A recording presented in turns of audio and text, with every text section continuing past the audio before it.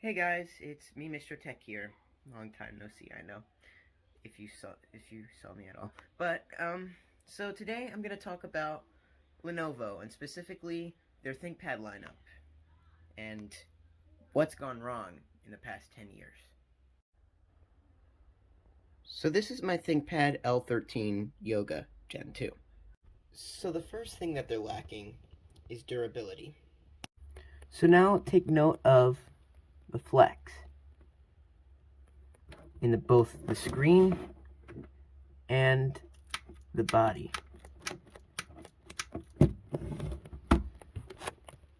Then take note of that ThinkPad logo. Over the past year I've owned this device, I've accumulated this scratch on the lid, chips, and scratches on the bottom plastic. And that's because, while I haven't dropped it, it's rubbed inside my backpack against my lunchbox. They call this a ThinkPad, but after seeing that flexing and all that damage after just a year of nothing really happening, this belongs in the IdeaPad lineup. And the only reason it's a ThinkPad is that track point, which is why I got this device.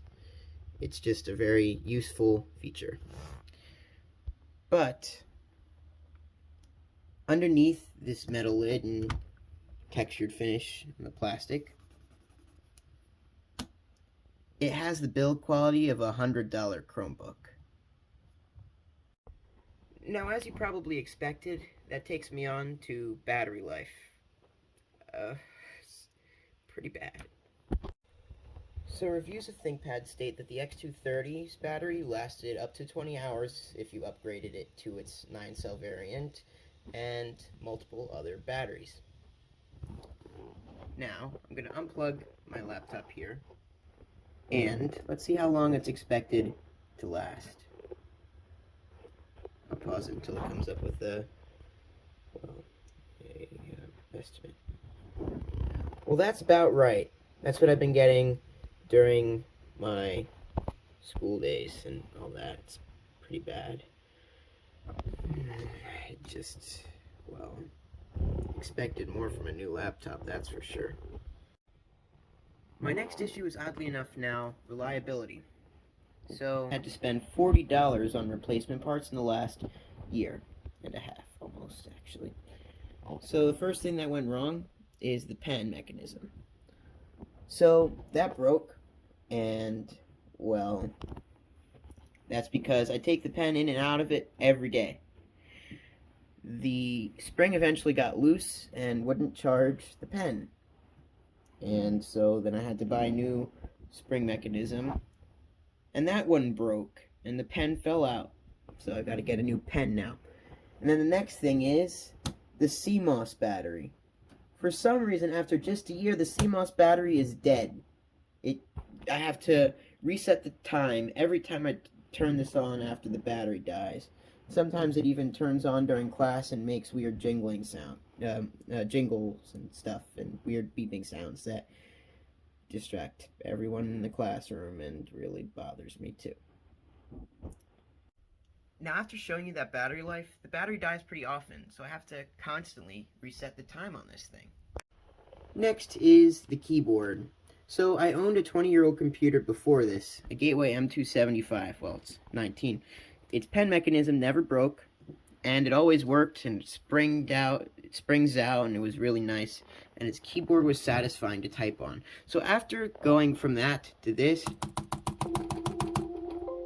oh, I'll turn off this. Okay, so, after going from that to this, yeah. There really isn't any feedback. 1.8 millimeters of travel, as opposed to the 2.5 on the X230. The keyboard is kind of just flat off bad. And I said flat because the keys have like zero concavity. They're just flat, as I mentioned. So, not only that, they don't even have a texture, so my fingers, when I'm typing, they slide all around the keyboard.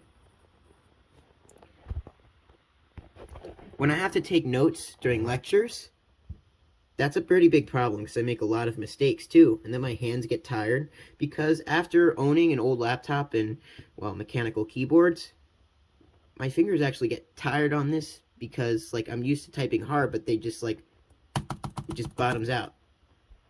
So the next thing is ports, which isn't really a big problem, but it's still a problem.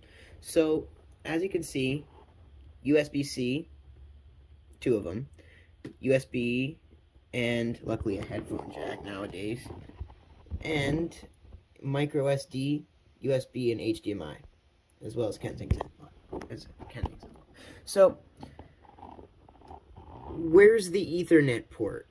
And where's VGA? I know VGA is old. I mean, I don't really need VGA. I have a dongle, but VGA is so nice to have. So, here, I have my Goal Mini PC. It's a 5-inch PC. This has HDMI, Ethernet, 2 USBs, 2 more USBs, a micro USB since it's outdated, and a micro SD. So this 5-inch mini PC is thicker, which I don't care about. But seriously, it's got more ports than this, a 13.3-inch laptop. So, yeah, that's pretty bad. And then finally is upgradability. The RAM is soldered. The CPU is soldered, which, I mean, sucks, but doesn't suck as much as the RAM being soldered because this has 8 gigs of soldered RAM. I have spare DDR4 RAM lying around since I repair computers for the money that I make to buy this. That's what I did. And I can't plug them in because only 8 gigs of RAM. You can only also add 1 hard drive, and it's NVMe only. When old ThinkPads could have up to 3 hard drives, this can only do 1. To summarize, ThinkPads are business laptops, not multimedia machines. They're supposed to be tanks that survive any fall or spill. Nowadays, there are reviews that state that ThinkPads, quote, flex like cheese, as I showed you earlier, or that the keys offer no advantages over Dell XPS 13, which has no trackpad, is 11 millimeters thick, and, well, I mean, its trackpad is just not a physical one, and a touch bar. The X1 Gen 6 has only 1.5 millimeters of travel, while the Titanium Yoga has 1.35 millimeters of travel, which I think is only 0.25 millimeters more than a MacBook Air. While old ThinkPads had 2.5 millimeters of travel. For me to consider a new ThinkPad again, eventually down the line, they've got to improve their port situation, improve their battery situation, their upgradability, and their build quality. It's just lacking. With the current model of ThinkPad that's new, the Z lineup, they're even thinner with even less keyboard travel. They're developed for Gen Z and home use, which is not what ThinkPads are for. If that's what Gen Z is, then Gen Z is a pretty bad lot. Just kidding, I'm in Gen Z. Unfortunately.